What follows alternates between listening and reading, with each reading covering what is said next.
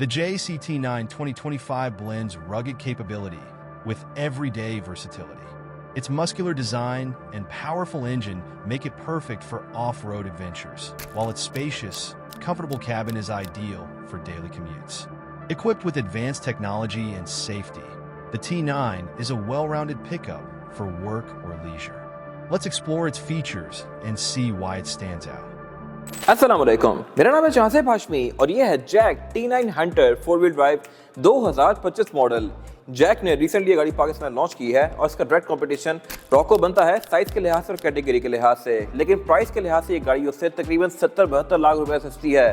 तो मेरे ख्याल से ये गाड़ी हर लिहाज से वर्थ इट है। और ये गाड़ी लॉन्च होते सारी पाकिस्तान में लोग ये कह रहे हैं कि ये गाड़ी रिवो का कंपटीशन है, लेकिन रिवो वाली पावर नहीं है। जिस बंदे ने भी चला के देखी है तो वो ये कह रहा है कि इसकी क्वालिटी वैसी नहीं है या पावर उतनी नहीं है, बट कम ऑन, ये गाड़ी 70 लाख रुपए सस्ती है। कंपनी भी नहीं कह रही कि ये गाड़ी रिवो का ट्रैक कंपटीशन है। पावर के लिहाज से ये गाड़ी उससे कम है ऑब्वियसली, क्योंकि इसमें इंजन छोटा आता है, but still features, look, size, तो जितने पैसे में ये गाड़ी है ये टोटली वर्थ इट है। रिम्स भी इसकी काफी खूबसूरत हैं, फ्रंट पे इसमें DRL वगैरह दी गई हैं जो कि इसकी लुक्स को बेहतर बना रही हैं, और इसमें कुछ ऐसी चीजें भी हैं जो कि इवन रिवो GR स्पोर्ट भी ऑफर नहीं करता।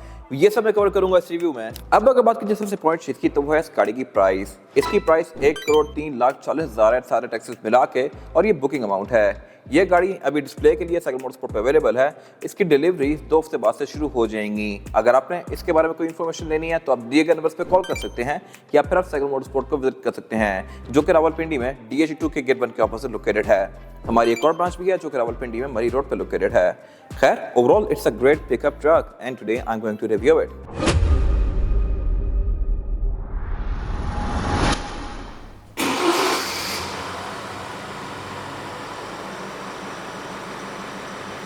Let's start with the exterior of this car. अगर आपने वीडियो यहाँ तक देख लिया है तो मेरे चैनल सब्सक्राइब जरूर कर लीजिएगा। मैं रोज ही इस तरह की या फिर इससे कई तरह लग्जरियस गाड़ियों की वीडियोस लेके आता रहता हूँ। खैर, अगर बात की जाए इस गाड़ी की तो लुक्स के लिहाज से ये गाड़ी बहुत सारी गाड़ियों का मिक्स एंड मैच है। बैक से ये गाड़ी काफी हद तक टंड्रा से मिलती है, फ्रंट से डॉज रैम से मिलती है, इंटीरियर से फोर्ड F-150 से मिलती है जो कि यहाँ खड़ा भी हुआ है। ये सब मैं कवर करूंगा आगे जाके। फिलहाल अगर बात की जाए फीचर्स की तो इसमें बहुत जबरदस्त किए गए हैं। इस तरह से कि हेडलाइट इसकी LED वाली है, ये बेसिकली बाइजोन प्रोजेक्शन लैंप है। फॉग लैंप भी इसका LED में है, और इसके अलावा ऊपर ये DRL दी गई है जो कि इसकी लुक्स को काफी एग्रेसिव बना रही है। फिर फ्रंट पे इसकी एक काफी मैसिव जैक का लोगो दिया गया है और ग्रिल दी गई है। ये बेसिकली मैश डिजाइन है और इसकी लुक्स को काफी एग्रेसिव बना रहा है। बाकी बोनट में भी इसके काफी स्ट्रॉन्ग ट्रैक्टर लाइंस दी गई हैं, और इसमें बहुत सारे ये बीफी से मैट ब्लैक एरियाज दिए गए हैं। लेकिन ये गाड़ी चाइनीज होने का एक सबूत दे रही है, और वो ये है कि इसमें ये फेक टो हुक्स दिए गए हैं यहाँ पे। I am not sure why, ना हो रहे तो बेहतर था, बट यहाँ पे जैसी लुक दी गई है। असल गाड़ियों में प्रॉपर ये हुक्स आते हैं जो कि गाड़ी के चेसिस माउंटेड होते हैं, बट इस केस में ऐसा कुछ नहीं है। बाकी फ्रंट पे गाड़ी पार्किंग सेंसर्स ऑफर करती है, और अगर इसकी हेडलाइट्स काफी देर ऑन रहे तो ये खुद ही बंद भी हो जाती हैं। और इसके अलावा यहाँ पे सबसे मजेदार चीज जो है वो है ये कैमरा। इसमें 360 डिग्री कैमरा सेटअप भी आता है जो कि प्राडो भी इवन TXL में ऑफर करती है, TX में ऑफर नहीं करती। और TXL में भी हर गाड़ी में नहीं होता, कुछ गाड़ियों में होता है, लेकिन ये गाड़ी अंडर 1 करोड़ ही ऑफर कर रही है। और अगर बात की जाए इस गाड़ी की साइड प्रोफाइल की तो यहाँ पे काफी मैसिव ये ओवर फेंडर्स दिए गए हैं जो कि मैट ब्लैक ही हैं। ये बेसिकली है प्लास्टिक, इसके ऊपर पेंट नहीं है, रॉको में पेंट आता है। ये कुछ टाइम बाद शायद थोड़े से ग्रे से हो जाएं, बट स्टिल इसकी लुक्स को बहुत मजेदार बना रहे हैं। फिर इसके रिम्स भी लुक्स के लिहाज से बहुत ज़्यादा खूबसूरत हैं, और ये हैं भी 18 इंचेस के। और इसके अलावा इसके साइड पे ये कुछ फेक एलिमेंट सेट किए हुए हैं जो कि सिर्फ इसकी लुक पे अच्छा टच कर रहे हैं। अटेंशन डिटेल भी यहाँ पे काफ़ी रखी गई है। इस तरह से कि इसके DRL के अंदर यहाँ पे ये जैक का लोगो दिया हुआ है, और बाकी ये ओवर फेंडर्स जो है ये इसके फ्रंट बम्पर के अंदर कंटिन्यू कर जाते हैं, वैसे ही जैसा कि रॉको में आते हैं। और अगर बात की जाए इस गाड़ी की एब्सोल्यूट साइड प्रोफाइल की तो यहाँ पे ये गाड़ी आपके एक्सपेक्टेशंस को एक्सीड करेगी, क्योंकि इसमें फीचर्स काफी डिसेंट दिए गए हैं, और इसके अलावा लुक्स भी काफी अच्छी लिखी गई हैं। कुछ चीज़ों पे थोड़ा सा रीवॉर्क किया गया है, जैसा कि इस पे ये जो सुपर लक्स का स्टिकर है, ये स्टिकर है। यहाँ पे अगर प्रॉपर डिजिट्स आते तो बेहतर था, बट स्टिल सिर्फ ये यहाँ पे चीप चीज़ है, बाकी हर चीज़ बेस्ट है। इस तरह से कि इसके साइड मिरर जो हैं ये रिट्रैक्टेबल हैं, एडजस्टेबल हैं। इनमें नीचे कैमरास भी दिए गए हैं, ये 360 डिग्री कैमरा सेटअप ऑफर करती है। फिर इसमें इंडिकेटर्स भी साइड मिरर के अंदर ही माउंटेड हैं, लेकिन यहाँ पे क्रोम काफ़ी सारा दिया गया है। क्रोम रिवो की छोटी ट्रेंड्स में आता है और अब थोड़ा सा ऑब्सोलीट होता जा रहा है, बट इसमें यूज़ किया गया है, नॉनदलेस इसकी लुक्स को बेहतरी बना रहा है। इसमें स्मार्ट एंट्री भी आती है, मैं दोनों तरफ से इस गाड़ी को लॉक अनलॉक कर सकता हूँ। और इस गाड़ी में एक और चीज़ भी अच्छी है, वो ये है कि अगर आपके पास चाबी है और गाड़ी ऑन है और आप चाबी को लेके बाहर निकलते हैं और दरवाजा बंद करते हैं तो ये गाड़ी हॉर्न देगी, अमेरिकन ट्रक्स की तरह। फोर्ड में भी सेम टू सेम ऐसे ही होता है। बाकी इसके अलावा इसमें जो ये फुट स्टेप्स हैं ये भी प्रॉपर हैमर जैसे दिए गए हैं। यूजुअली लोग रिवो या कोई भी डाला लेके उस पर इस तरह के साइड स्टेप और इस तरह का रोल बार आफ्टर मार्केट लेके लगवाते हैं, ऐड ऑन करवाते हैं। इसमें कंपनी से ही आया हुआ है, तो ये भी एक बहुत अच्छी चीज़ है। और इसके अलावा बाकी इसमें रूफ रेल्स दी गई हैं और इसका हाईलाइट फीचर है इस गाड़ी की सनरूफ इस कैटेगरी में पाकिस्तान में कोई भी ट्रक ऑफर नहीं कर रहा। डायरेक्ट कॉम्पिटिशन इस गाड़ी का Isuzu D-Max बनता है, Ford Sunlight बनता है, इस तरह की गाड़ियाँ बनती हैं, बट किसी भी सनरूफ नहीं आती। इवन इससे काफ़ी महंगी गाड़ी रिवो भी सनरूफ ऑफर नहीं कर रही, सिर्फ टंड्रा या फोर्ड F-150 वगैरह जैसी गाड़ियों में सनरूफ आती थी, बट अब इसने देख के ये ट्रेंड शुरू कर दिया है। फिर इसमें एक और चीज़ भी इंटरेस्टिंग है और वो ये है कि इसमें पडल लैंप्स आते हैं। अब जैसे ही दरवाज़ा खोलेंगे तो यहाँ पे नीचे जैक का लोगो डिस्प्ले कर रही होगी। और अगर बात की जाए इस वाले एंड की तो इसका बेड बैक पे आके थोड़ा शॉर्ट हो जाता है। अगर ये रिवो की तरह बड़ा होता तो इसकी लुक बहुत बल्कि आती, बट नॉनदलेस ये भी ठीक है। एंट्री एग्जिट भी इस गाड़ी में आसान है क्योंकि ये बहुत ज़्यादा ऊंची नहीं है। और इसके अलावा ये गाड़ी 4x4 है ऑब्वियसली, अब इसको 4x4 4x2 के बीच में स्विच कर सकते हैं। बैक पे इसमें भी कमानियाँ यानी कि लीफ स्प्रिंग्स आते हैं और इसमें फिर ये रोल बार प्रॉपर कंपनी से लगा हुआ है, सॉलिड लोहे का। GR वगैरह में बैक पे प्लास्टिक आता है, अंदर उसके फ्रेम होता है, लेकिन लोग आफ्टर मार्केट लेके हैमर के उसमें लगवाते होते हैं, बट इसमें ये कंपनी से आया हुआ है। बाहर की तरफ इसमें ये हुक्स दिए हुए हैं बेसिकली, जिनसे आप सामान बांध सकते हैं इसके कैबिन के अंदर, और जस्ट ये बैजिंग वगैरह दी गई है। इसके जो ये और फेंडर्स हैं ये बैक पे आके रेयर बम्पर के साथ कंटिन्यू कर जाते हैं। और अगर बात की जाए रेयर एंड की तो टेल लाइट्स इसमें काफी हद तक नए वाले टंडरा से मिलती जुलती हैं। नॉनदलेस ये है LED में, लुक्स के लिहाज से खूबसूरत हैं। ट्रंक को लॉक करने के लिए यहाँ पे इसका नॉर्मल रिलीज दिया गया है, लेकिन इसी के अंदर इसका कैमरा भी इनकॉर्पोरेट किया गया है। नाइस नेचुरल डिटेल, और इसमें कोई हाइड्रोलिक नहीं आता, अगर होता तो मेरे ख्याल से अच्छी बात थी। और आपने अगर लगवाना है तो आप सेकंड मोड से लगवा सकते हैं। बाकी बेड भी इसका ठीक है स्पेस के लिहाज से, इसमें प्रॉपर जैक की केसिंग दी गई है, आप यहाँ पे चढ़ के बैठ भी सकते हैं ऑब्वियसली। और इसके अलावा बैक पे फीचर्स भी डिसेंट हैं, इस तरह से कि ये गाड़ी बैक पे भी पार्किंग सेंसर्स ऑफर करती है, जो कि रिवो में भी काफ़ी टाइम बाद जाके आए थे। फिर ये गाड़ी रेयर फॉग भी ऑफर करती है, इसमें नीचे ये लाइट्स लगी हुई हैं जिनको आप अंदर से फॉग के बाद ऑन कर सकते हैं। आप एक दफ़ा घुमाएंगे लेवर को तो फॉग ऑन होगी, दोबारा घुमाएंगे तो फिर इसकी ये रेयर फॉग ऑन हो जाएगी। बाकी रिवर्स वगैरह इसमें यहीं पे दिए हुए हैं। इसके अलावा बम्पर भी इसका लुक्स के लिहाज से डिसेंट है, ओवरऑल बैक पे लुक्स अच्छी हैं, लेकिन यहाँ पे ये जो इसमें स्टील के बार दिए हुए हैं ये मेरे ख्याल से अगर ना होते तो बेहतर था। अंदर से बाहर के व्यू के थोड़ा सा ऑब्स्ट्रक्ट करते हैं। बाकी इसमें बैक पे विंडो ओपन नहीं होती, ये फिक्स्ड ही है। और अब अगर बात की जाए इस गाड़ी के इंटीरियर की तो इंटीरियर पे भी ये गाड़ी आपके एक्सपेक्टेशन से काफी हद तक पूरी उतरेगी। इस तरह से कि इसमें स्क्रीन काफी मैसिव दी गई है और ये ऐसा नहीं है कि इसमें टेस्ला पैनल उठा के लगा दिया हो कुछ सोचे समझे बगैर। अगर आप बड़ी गाड़ियां देखें जितनी भी हैं, नए वाले फोर्ड्स देखें, नए वाले GMC वगैरह देखें, सब में स्क्रीन इसी तरह मैसिव आ रही हैं बड़ी सारी। साथ जो फोर्ड खड़ा हुआ है लिमिटेड, इसमें स्क्रीन इससे भी बड़ी है। फिर इसके अलावा इसके एयरवेंट्स वर्टिकल रखे गए हैं, गियर लेवल शिफ्ट पर वायर है और भी काफ़ी सारी चीज़ें इंटरेस्टिंग है जो मैं कवर करूंगा। फिलहाल अगर बात की स्टीयरिंग व्हील की तो ये भी लुक्स के लिहाज से डिसेंट है और किसी पिकअप ट्रक का नहीं लगता, ये काफ़ी डिसेंट है। और इसके अलावा इसमें मल्टीमीडिया कंट्रोल्स भी दिए गए हैं और बाकी हेडलाइट्स में ऑब्वियसली ऑटोमेटिक फीचर के साथ आती हैं, ये डे और नाइट को सेंस करके ऑटोमेटिकली ऑन और ऑफ होंगी। इसके अलावा इसमें फॉग के कंट्रोल भी फ्रंट और बैक दोनों के दिए गए हैं। और एक चीज़ यहाँ पे इंटरेस्टिंग ये है कि ये कंट्रोल्स फ्लिप्ड हैं। यूरोपियन कार्स की तरह इसमें हेडलाइट और इंडिकेटर का कंट्रोल यहाँ पे है, वाइपर का कंट्रोल यहाँ पे है। वाइपर भी बाय द वे इसमें रेन सेंसिंग है। फिर अगर बात की जाए मीटर की तो मीटर में भी इसके स्क्रीन दी गई है जो कि मोस्टली नई गाड़ियों में आ रही है। मैंने अभी कुछ टाइम पहले प्राडो का रिव्यू किया था 2025 मॉडल, उस के भी मीटर में स्क्रीन थी और वो भी इसी तरह छोटी सी थी।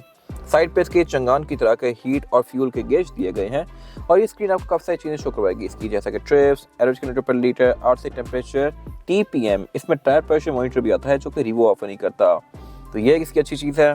इसकी आप मीटर की थीम्स को भी चेंज कर सकते हैं और इसके अलावा ये ओपन डोर्स वगैरह भी आपको यहाँ पे शो करवाएगी। इसके अलावा जो मीटर की हाउसिंग है ये पूरी ही सॉफ्ट टच पैडिंग की फिनिश में है ये तकरीबन प्लास्टिक ही, लेकिन ये उस तरह चीप नहीं है जैसा कि मोस्टली गाड़ी में आता है। इस पर अगर आप फिंगर स्क्रैच करें तो कोई आवाज़ नहीं आ रही, हालांकि चीप प्लास्टिक इस तरह के होते हैं। रिवो का डैशबोर्ड चीप प्लास्टिक का है, इसका थोड़ा सा बेहतर है। फिर अगेन फोर्ड की तरह यहाँ पे ये थोड़ा सा एरिया नीचे दिया गया है, यहाँ पे कुछ है नहीं। फोर्ड में यहाँ पे B&O का साउंड सिस्टम आता है, तो ये बेसिकली इसका डिज़ाइन कॉपी किया गया है, लेकिन सेम वैसा नहीं रखा गया। खैर बाकी इसके अलावा डैशबोर्ड पे यहाँ पे जो एयर वेंट है ये फोर्ड से कॉपी किया गया है। ये वाला सारा एरिया भी काफ़ी हद तक मिलता जुलता है, बट नाइस ट्राई, सब कुछ यहाँ पे काफ़ी प्रीमियम है। ये वाले एरियाज लेदर के हैं। इसमें एम्बियंट लाइट भी आती है, यहाँ पे लाइट फ्लैश होती रहेगी एम्बियंट लाइट। यहाँ भी कप होल्डर्स में वायरलेस चार्जर के आसपास एम्बियंट लाइट्स फ्लैश हो रही होती हैं। सेम गोज फॉर बैक पे भी एक एम्बियंट लाइट दी हुई है वो छोटा सा एक बल्ब भी, लेकिन है। तो ये मेरे ख्याल से एक अच्छी चीज़ है और रिवो के प्रेस की अपग्रेड है। फिर इसकी जो ये स्क्रीन है इतनी बड़ी सारी वर्टिकल, ये 10.4 इंचेस की है और फीचर्स के लिहाज से भी इक्विप्ड है। इसमें Bluetooth, aux, navigation, USB, Android auto, Apple CarPlay, ये सब है। और डिस्प्ले भी इसका अच्छा है, इंटरेक्टिव है, ये कहीं भी लैग नहीं कर रही। और इसके अलावा इसमें क्लाइमेट कंट्रोल भी इसी स्क्रीन के अंदर दिया गया है। ये सिंगल जोन, लेकिन है डिजिटल। इस गाड़ी के बारे में बेस्ट चीज़ ये है कि इसमें एम्बिएंट लाइटिंग आती है। आप इसके कलर्स को भी चेंज कर सकते हैं RGB कलर्स में, और ये चीज़ ना फॉर्च्यूनर ऑफर करती है ना ही रीवो। फॉर्च्यूनर में, लेजेंडर में एम्बिएंट लाइट आती है, लेकिन आप उसके कलर्स को चेंज नहीं कर सकते। इसमें आप RGB कलर्स के बीच में इसको स्विच कर सकते हैं, और इसके अलावा आप इसके इफेक्ट को भी चेंज कर सकते हैं। अगर आप इसको स्टैटिक रखेंगे तो फिर ये ऑन रहेंगी, और ब्रीदिंग पे फिर ये ब्रीदिंग इफेक्ट देती रहती हैं। इसके अलावा इसकी फ्रंट दोनों सीट्स हीटेड भी हैं, ये चीज़ भी रीवो में नहीं आती, हालांकि वो गाड़ी इससे बहुत महंगी है, तो ये हर जगह नंबर लेके जा रही है। नीचे पे इसका वायरलेस चार्जर दिया गया है, ऑफ कोर्स फॉर्च्यूनर में भी नहीं आता ये। नीचे पे इसके पावर आउटलेट वगैरह दिए गए हैं, और उससे पीछे पर गेयर सेलेक्टर दिया गया है। ये शिफ्ट बाय वायर है।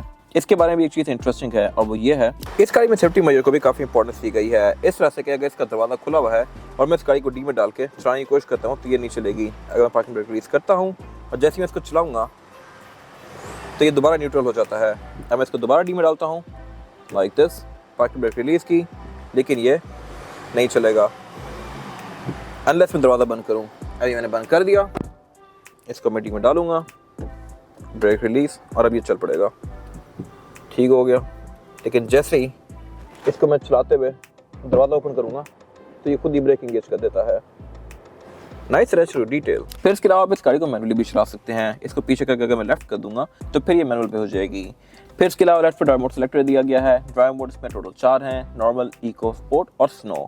साइड पे फिर ये पार्किंग ब्रेक दी गई है जो कि इलेक्ट्रॉनिक है। अगेन ये भी एक बहुत ज़बरदस्त चीज़ है। LC300 में अब जाकर आना शुरू हुई है, 200 सीरीज में भी हाथ से आप ब्रेक खींचते थे, बट इसमें इलेक्ट्रॉनिक है अंडर 1 करोड़। इसके अलावा बाकी यहाँ पे फिर ये इसका 4x4 का सिलेक्टर दिया गया है। इसकी जो सिलेक्शन है वो है 2H4H4L, और इसमें ऑटो होल्ड भी आता है ब्रेक के साथ। कप होल्डर इसमें 2 दिए गए हैं, एक डीप है, एक कम डीप है। फिर सेंटर कंसोल भी इसमें दिया गया है जो कि स्पेस के लिहाज से ठीक है, और इसमें भी एक वेंट दिया हुआ है जो कि AC के हवाले के यहाँ पे थ्रो करेगा, तो आप कह सकते हैं कि ये कूल बॉक्स है। इसके अलावा बाकी ये सारा एरिया लेदर की फिनिश में है। इंटीरियर की कलर टोन इसकी काफ़ी हद तक ग्लोरी 580 प्रो से मिलती जुलती है। ब्राउन और ब्लैक का कॉम्बिनेशन है सारा यहाँ पे। सीट्स इसकी क्रॉस स्टिच पैटर्न में है, ये है भी परफोरेटेड, और इसके अलावा दोनों सीट्स फ्रंट पे इलेक्ट्रॉनिकली एडजस्टेबल हैं। डोर्स भी इसके लुक्स के लिहाज से खूबसूरत हैं। इनमें भी आर्मरेस्ट के ऊपर लेदर दिया गया है। विंडोज़ की चारों ही सिंगल टैप वाली हैं, ये भी एक बहुत ज़बरदस्त चीज़ है और बहुत कम गाड़ियों में आती है। और बाय द वे इसकी रेयर विंडोज़ हैं भी प्राइवेसी वाली, वो क्या है एक्जैक्टली मैं कवर करूंगा पीछे जाके। राइट पे इसको शॉक कंट्रोल्स दिए गए हैं, जैसे कि साइड मिरर के फोल्ड अनफोल्ड के, इसके साइड मिरर रिट्रैक्टेबल हैं, और इसके अलावा इसकी हेडलाइट की हाइट को भी एडजस्ट कर सकते हैं। वैनिटी मिरर इस गाड़ी में सिर्फ पैसेंजर के लिए आता है, ड्राइवर के लिए नहीं दिया गया। लेकिन यहाँ पे जो एक चीज़ और ज़बरदस्त है वो ये है कि इसका रेयर व्यू मिरर भी ऑटो डिमिंग वाला है, ये भी रीवो में नहीं आता, तो यहाँ भी ये गाड़ी नंबर लेके जाती है। इसके अलावा केबल एक्सिस की ये LED में है। सनग्लास होल्डर भी यहाँ पे दिया गया है, और सन रूफ भी दी गई है इसमें, जो कि इस कैटेगरी में किसी में नहीं है और इसने दे दी है, तो अब शायद आगे जाके नई गाड़ियों में आने लग जाए, बट इसने ये ट्रेंड स्टार्ट किया है। और इसके अलावा इसमें एयर बैग भी 6 हैं, नाइस। इसके अलावा यहाँ कुछ खास है नहीं। और इसके बाद अगर बात की जाए इस गाड़ी में रेयर पैसेंजर्स के लिए सीटिंग कैपेसिटी की, तो ये भी बैक पे सफिशिएंट है। मेरे पास यहाँ पे लेग रूम ठीक है, ट्रक्स के लिहाज से ये सही है, और हेडरूम का इसमें कोई खास इशू नहीं है। बैक पे इस गाड़ी में 3 लोग कंफर्टेबली बैठ सकते हैं, 4 आना चाहें तो वो भी आ जाएंगे, लेकिन फिर ज़्यादा कंफर्टेबल नहीं होंगे। ये ऑलमोस्ट रीवो जितना ही स्पेशियस है, बट यहाँ पे बैक पे पावर आउटलेट्स भी दिए गए हैं और एयरवेंट्स भी दिए गए हैं। पावर आउटलेट यहाँ पे C2C भी है और सिंपल भी है, USB पावर आउटलेट। और इसके अलावा यहाँ पे प्रॉपर एक स्विच भी दिया गया है जहाँ पर आप अपना मोबाइल का चार्जर लगा के इसको चार्ज कर सकते हैं फ़ोन को। बैक पे विंडोज़ ऑब्वियसली सिंगल टैप वाली हैं, ये है भी प्राइवेसी वाली, यानी कि ये कंपनी से ही टिंटेड आई हुई हैं। और इसके अलावा कैबिन लाइट्स इसकी यहाँ पे दी गई हैं।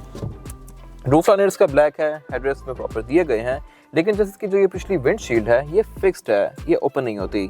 रीवो सिर्फ यहाँ पर नंबर लेके जाता है, बाकी इस गाड़ी में वो सब है जो कि रीवो ऑफर करता है, लेकिन कुछ चीज़ें एक्स्ट्रा हैं जो कि रीवो में भी नहीं आती। फिर इसके सेंटर में यहाँ पे ये सेंटर कंसोल भी दिया गया है, जिसको निकाल के आप एज एन आर्मरेस्ट यूज कर सकते हैं, और उसमें कप होल्डर भी हैं। और अब अगर बात की जाए इसकी सबसे इंपॉर्टेंट चीज़ की, तो वो है इस गाड़ी का under the hood situation. Engine इसमें 2000 सीसी टर्बोचार्ज डीजल आता है, लेकिन 2000 के लिहाज से भी इसका परफॉर्मेंस फिगर इंप्रेसिव है। ये गाड़ी 167 हॉर्स पावर प्रोड्यूस करती है, और रीवो से ऑब्वियसली कम है। लोग इसको डायरेक्ट रीवो से कंपेयर कर रहे होते हैं, बट रीवो इससे अच्छा खासा महंगा भी है। उसका इंजन भी 2800 टर्बो डीजल होता है, और ऑब्वियसली इससे छोटा है। रीवो के बारे में भी एक इंटरेस्टिंग फैक्ट ये है कि वो गाड़ी जब तक उसमें 1 kg इंजन आ रहा था, 3000 सीसी टर्बोचार्ज डीजल, तब तक वो गाड़ी 168 हॉर्स पावर ही प्रोड्यूस कर रही थी, 3000 सीसी होते हुए भी, जबकि ये 2000 सीसी होते हुए उसके बराबर हॉर्स पावर प्रोड्यूस कर रहा है। 1 GD में कुछ रिफाइनमेंट्स के बाद उसकी हॉर्स पावर 201 हो गई वर्सेस 167, तो ऑब्वियसली डिफरेंस है, लेकिन वो गाड़ी 2800 सीसी भी है, तो इससे आप एक्सपेक्ट ही इतना कर सकते हैं। और ये गाड़ी एक्सपेक्टेशन को मीट कर रही है। टू माई सरप्राइज इसका इंजन में काफ़ी वेल इंसुलेटेड है, सब कुछ यहाँ पे प्रॉपर कवर किया गया है और इसका बोनट हाइड्रोलिक से ओपन होता है। मैंने अपने हर रिव्यू में मेंशन किया है, फॉर्च्यूनर में भी और रिवो में भी, कि अगर उनके बोनट में हाइड्रोलिक होता तो बहुत बेहतर था। प्राडो में आते हैं, एमजी तक वगैरह में आते हैं, बट रिवो या फॉर्च्यूनर ऑफर नहीं करती है और उनके बोनट अच्छे खासे ऊपर जाते हैं तो उनको खोलना मुश्किल है। इसमें दिया गया है, बट इसके बारे में एक अजीब सी चीज़ ये है कि ये ज़्यादा ओपन नहीं जाता, ये मैक्सिमम ओपन हुआ है। तो अगर आपने इस पर कोई काम वगैरह करना है तो मेरे ख्याल से थोड़ा सा आपको तंग करेगा। बाकी इंजन इनलाइन 4 सिलेंडर है और ट्रांसमिशन इसमें 8 स्पीड ऑटोमेटिक आती है। बाकी इसमें ABS, traction control, drive modes, ये सारी चीज़ें हैं। और इसके अलावा अगर बात की जाए एवरेज की तो ये आपको तकरीबन 12-13 की दे सकता है आराम से। लॉन्ग पे ये गाड़ी 14-15 भी जा सकती है डिपेंडिंग अपॉन ड्राइविंग पैटर्न। और अगर बात की जाए इस गाड़ी के टायर साइज की, और टायर साइज जो ऑफर करती है T9, ये है 265, 60 और 18 इंच का रैम इसमें भी है और रेवो में भी आता है। लेकिन एक चीज़ पे ये गाड़ी आपको सही शॉक करेगी और वो ये है कि इसमें ऑल व्हील डिस्क ब्रेक दी गई है। आगे भी डिस्क हैं, पीछे भी डिस्क हैं। रेवो में फ्रंट पे डिस्क ब्रेक आती है, बैक पे ड्रम ब्रेक्स होती हैं। For your information, disc brake एक बेहतर चीज़ है और इसमें दी गई है। रिवो से इसकी ब्रेकिंग भी शायद बेहतर हो, तो ये मेरे ख्याल से बड़ी ज़बरदस्त चीज़ है। और उसके अलावा सस्पेंशन भी इसका ठीक है। टायर्स में GT 4x4 है, ये चंगान की गाड़ियों में भी GT आता होता है। बाकी इस गाड़ी की सक्सेस पाकिस्तान में 3 चीज़ों पर डिपेंड करती है कि ये गाड़ी एवरेज अच्छी देती है या नहीं, इसका इंजन पाकिस्तान की यूज़ को सर्वाइव कर पाता है या नहीं, और इसका सस्पेंशन पाकिस्तान की रोड्स के हिसाब से है या नहीं। अगर ये गाड़ी इन तीनों चीज़ों में पास होती है तो फिर ये पाकिस्तान में सही हिट होगी। लेकिन अगर इसकी एवरेज अच्छी नहीं आती तो फिर शायद ये रह जाए, या इसके पार्ट्स अवेलेबल नहीं होते, इंजन अगर अंडर पावर है, सस्पेंशन अगर बहुत ज़्यादा रिजिड है या खड़क जाता है तो फिर ये गाड़ी शायद फेल हो जाए। लेकिन अगर इन 3 चीज़ों में ये गाड़ी फिट रह जाए तो फिर ये बेस्ट रहेगी। पाकिस्तान में रिवो भी इन्हीं 3 चीज़ों के ऊपर बिक रहा है। एक तो उसकी लुक्स खूबसूरत हैं, इंजन पावरफुल है और एवरेज भी डिसेंट है। सस्पेंशन उसका बुरा है बट स्टिल वो इसे डबल होने के बावजूद भी प्राइस में काफ़ी बिक रहा है। ये था आज का रिव्यू। अगर आपको ये रिव्यू पसंद आया है तो इस रिव्यू को लाइक कीजिए, मेरे चैनल को सब्सक्राइब कीजिए, और अगर आपके पास इस कार से रिलेटेड कोई भी राय है तो उसको कमेंट सेक्शन में शेयर जरूर कीजिएगा, ताकि वो लोग जो ये गाड़ी लेने वाले हैं वो आपकी राय से फ़ायदा उठा सकें। अपना ख्याल रखिएगा। Thank you.